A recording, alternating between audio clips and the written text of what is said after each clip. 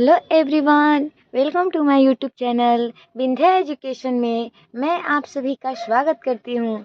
आज हम लोग देखेंगे सिंधु घाटी सभ्यता के बारे में, क्योंकि जो ये सभ्यता है ये भारत की सबसे प्राचीन शहरी सभ्यताओं में से एक है। यानी जब तक सिंधु घाटी सभ्यता का खोज नहीं हुआ था तब तक लोग क्या मानते थे कि जो हमारा वैदिक सभ्यता है वही भारत की क्या है, अंतिम जो शुरुआती दौर है, वहीं से सभ्यता की शुरुआत हुई है।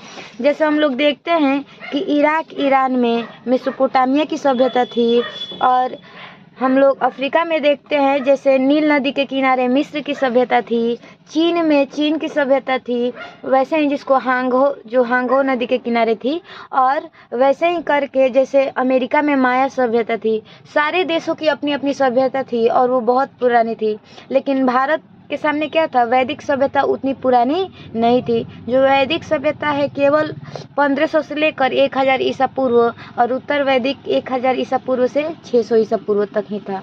लेकिन जब पहली बार हड़प्पा सभ्यता का जब पता चला कि नहीं, भारत में इतनी प्राचीन सभ्यता भी है, तो इसने भारत के लिए क्या किया, कहीं ना कहीं भारतीयों को एक गौरवान्वित करने का अवसर दिया। और ये शहरी सभ्यता कोई मतलब ऐसी सभ्यता नहीं है कि जो कैसे भी लोगों ने बसा दिया हो, ये बहुत एकदम मतलब नियोजित तरीके से बसाई गई ये सभ्यता था, ये शहर था। तो चलिए सबसे पहले हम यहाँ हेडिंग दे देते हैं सिंधु घाटी सभ्यता। तो हम यहाँ लिखते हैं सिंधु घाटी सभ्यता, यानी इंडस वैली सिविलाइजेशन। अच्छा, ये जो सिंधु घाटी सभ्यता है इसको हम लोग हड़प्पा सभ्यता भी कहते हैं। क्या कहते हैं हम लोग? हड़प्पा सभ्यता। अच्छा, इसको हड़प्पा सभ्यता क्यों कहा जाता है? क्योंकि जो ये सभ्यता हमें मतलब एक तरह से पता चली, तो जिसमें सबसे पहले जिस स्थल की खुदाई हुई थी वो हड़प्पा ही था, इसीलिए इसके नाम पर हड़प्पा पड़ गया। अब आप लोग सोच रहे होंगे इसका नाम सिंधु घाटी क्यों पड़ा?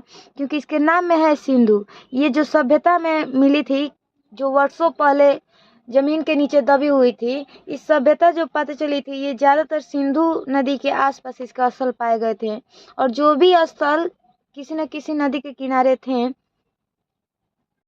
सभ्यता के जो भी स्थल थे वो किसी न किसी नदी के किनारे थे, और वो सारी नदी आकर कहाँ मिलती थी? इसी सिंधु नदी में मिलती थी। तो एक तरह से जो ये सिंधु नदी है ये मुख्य नदी का काम कर रही थी, इसीलिए शुरुआती दौर में इसका नाम सिंधु घाटी सभ्यता हो गया।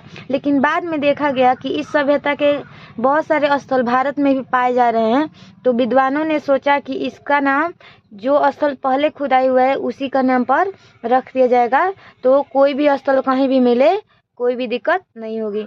तो चलिए सबसे पहले हम यहाँ मैप बना लेते हैं, उसके बाद सिंधु घाटी सभ्यता को समझने का प्रयास करेंगे। यहाँ हम शुरू करते हैं, ये राजस्थान गुजरात से होते हुए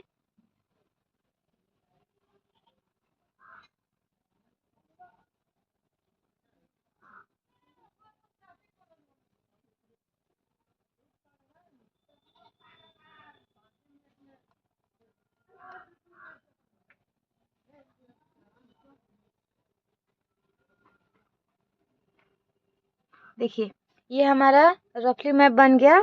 अब देखिए हम यहाँ देखेंगे जो सिंधु घाटी ये जो सभ्यता है इसका समय कब से कब तक माना जाता है। तो समय को लेकर बहुत सारे लोगों को अलग अलग वो विचार दिए हैं, लेकिन जो NCERT में जो समय दिया है वो इस सभ्यता का समय देता है 2600 ईसा पूर्व से 1900 ईसा पूर्व। ईसा पूर्व यानी ईसा के जन्म से 2600 वर्ष पहले से 1900 वर्ष पहले तक ये सभ्यता विद्यमान थी, यानी ये अपने चरम सीमा पर थी। उसके बाद ये जो सभ्यता है इसका विस्तार भी कई बार पूछता है कि इसका विस्तार कितना था, यानी ये कितने दूरी में फैला था, इसका क्षेत्रफल क्या था। तो ये लगभग 13 लाख वर्ग किलोमीटर में था। कितना वर्ग किलोमीटर में? 13 लाख वर्ग किलोमीटर में था।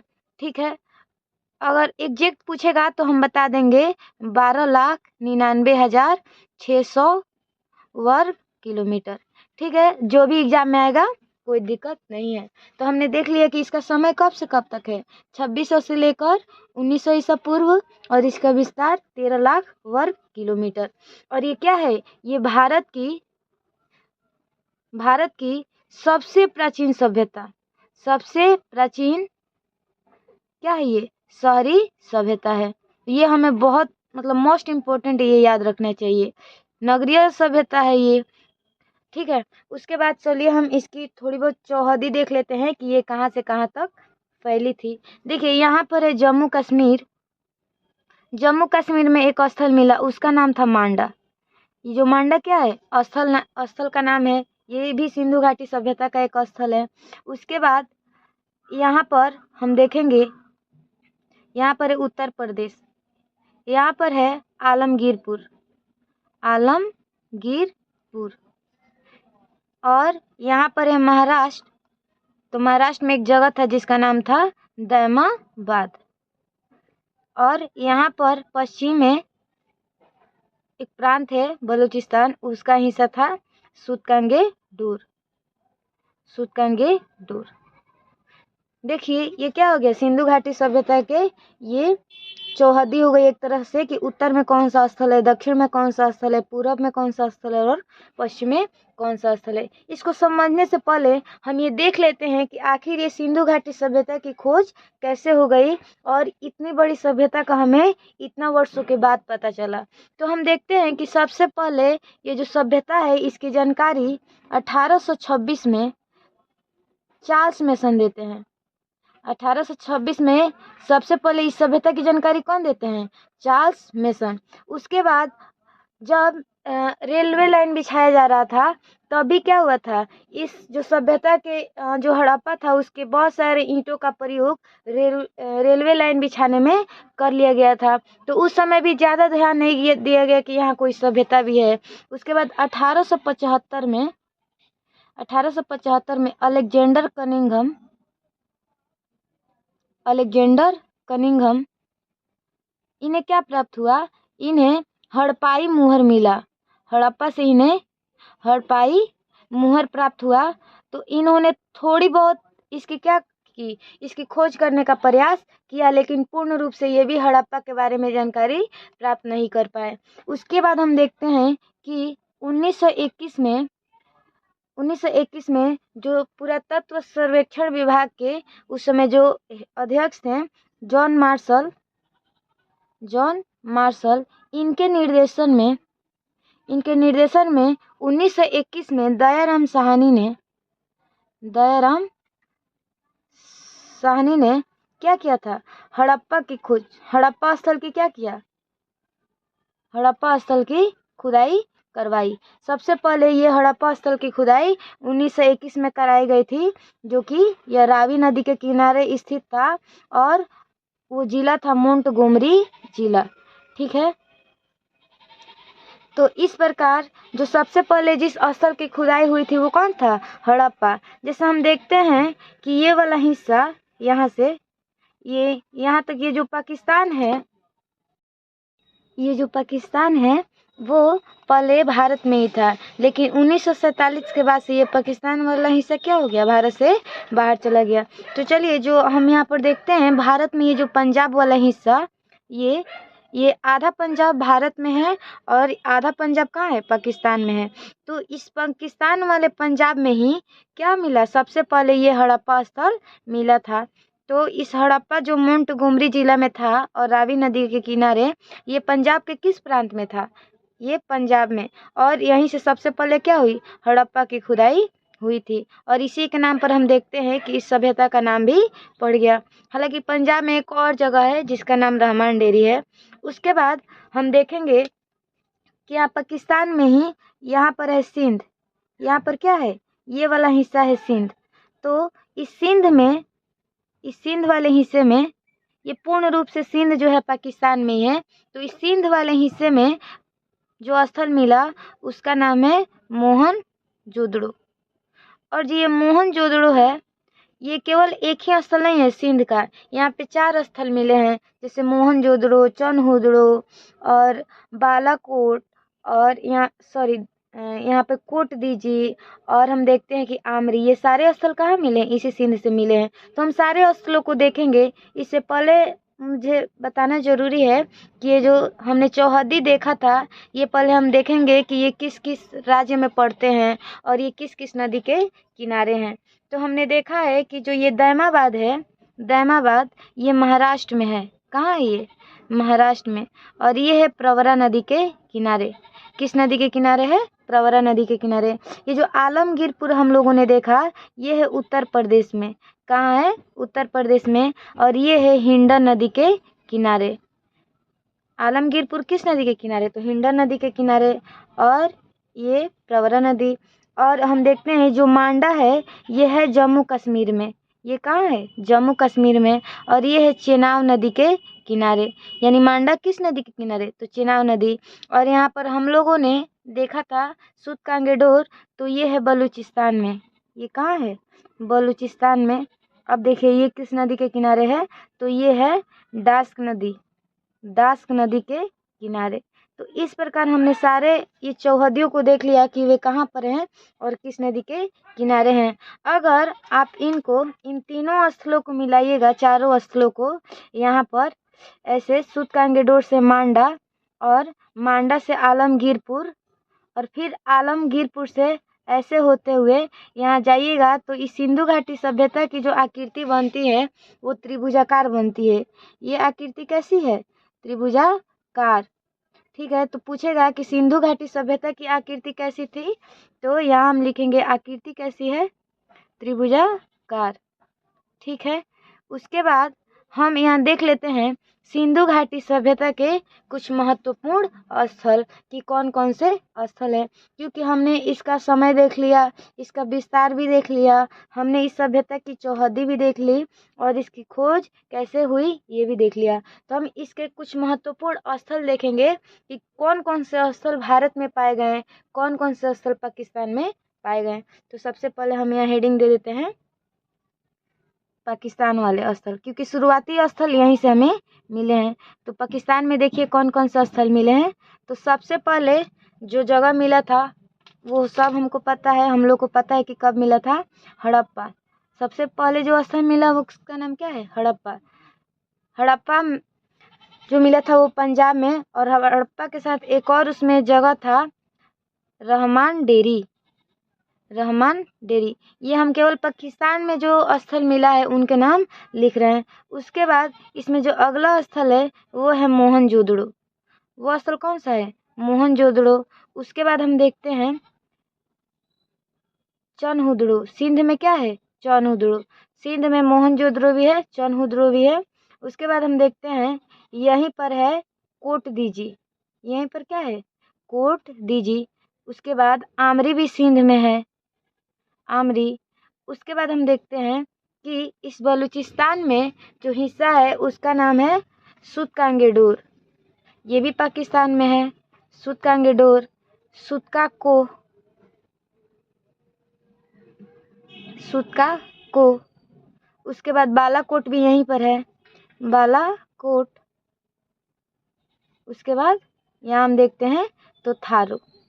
इतना हमें क्षेत्र कहाँ याद रखना है, कम से कम पाकिस्तान में इतनी जगहों का नाम क्लियर होना चाहिए। वहीं भारत में देखा जाए कि भारत में मैक्सिमम मतलब स्थल तो बहुत सारे पाए गए हैं, लेकिन जो महत्वपूर्ण हैं उनको हम लोग देखेंगे। तो भारत में देखेंगे कि कौन कौन स्थल हमें मिले हैं। तो चलिए सबसे पहले यहाँ लिख लेते हैं।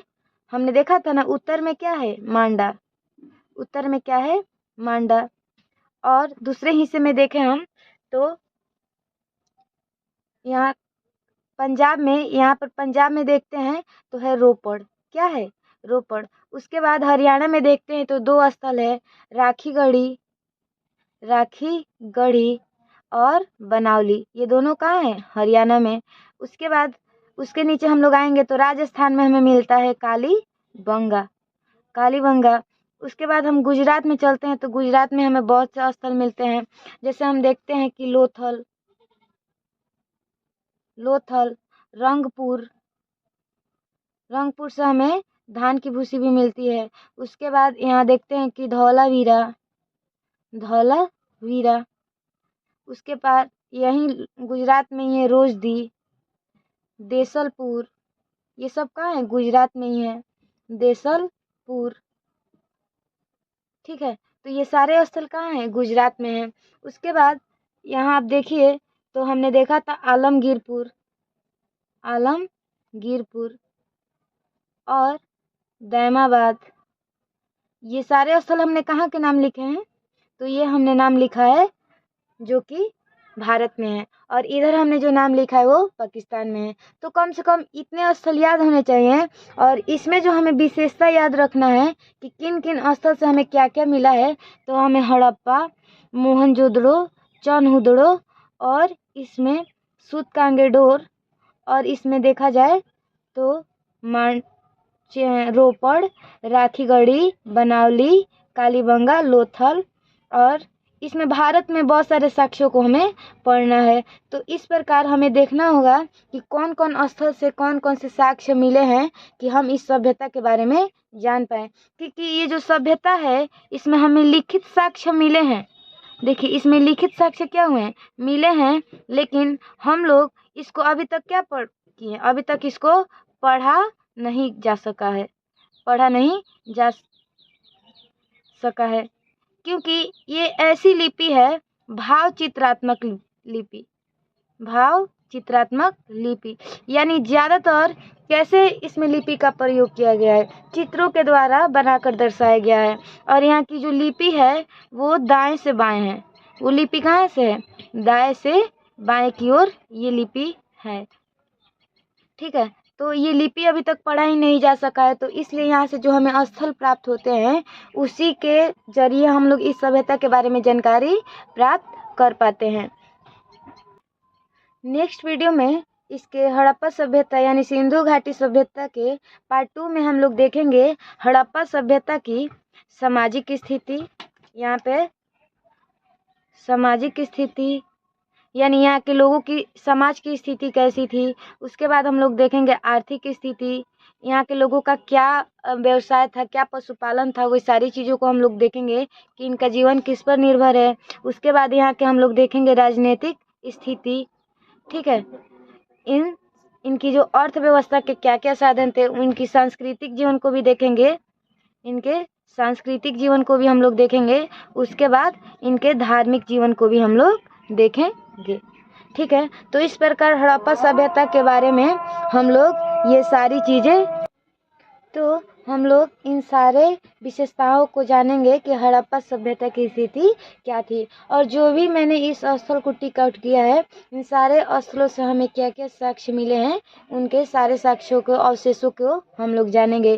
क्योंकि वहाँ का जो लिखित साक्ष्य है वो पढ़ा नहीं जा सका है, इसीलिए हमें हड़प्पा सभ्यता के पुरातात्विक साक्ष्यों पर निर्भर रहना है। तो हम इन सारे चीज़ों को सामाजिक, आर्थिक, राजनीतिक, सांस्कृतिक और धार्मिक और इन सारे स्थलों की विशेषताओं को इस वीडियो के पार्ट 2 में देखेंगे। आई होप आप लोग इसको 1-2 बार देखने का, समझने का प्रयास कीजिएगा, ज़रूर समझ में आएगा। और हमें केवल एक सब्जेक्ट के पॉइंट ऑफ व्यू से नहीं, क्योंकि यह हमारे देश की सबसे प्राचीन शहरी सभ्यता है, इसके भी पॉइंट ऑफ व्यू से हमें इसके बारे में जानकारी होनी चाहिए। तो चलिए, इसी के साथ हम इस वीडियो को यहीं पर रोकते हैं। तब तक के लिए धन्यवाद।